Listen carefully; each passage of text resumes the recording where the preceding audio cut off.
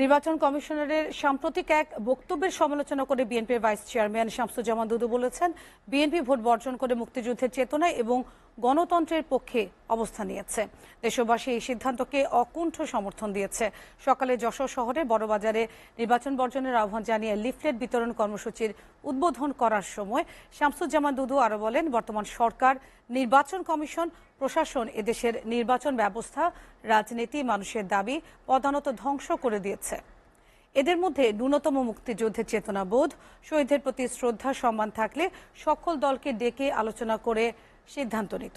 এ সময় খালেদা জিয়া সহ সব রাজনৈতিক বন্দীকে মুক্তি করে তত্ত্বাবধায়ক সরকারের অধীনে যদি নির্বাচন ফিরিয়ে আনা সম্ভব হয়, তাহলেই স্বাধীনতার যে লক্ষ্য তা প্রতিষ্ঠা করা সম্ভব হবে বলে জানান তিনি।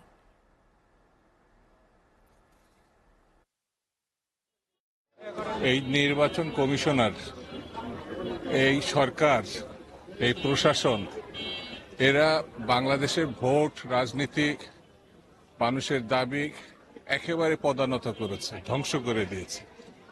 এদের ন্যূনতম মুক্তিযুদ্ধের চেতনাবোধ যদি থাকতো, শহীদের প্রতি সম্মান থাকতো, তাহলে পরে সকল দলকে কাছে এনে আলোচনা করে সিদ্ধান্ত নিতে হবে।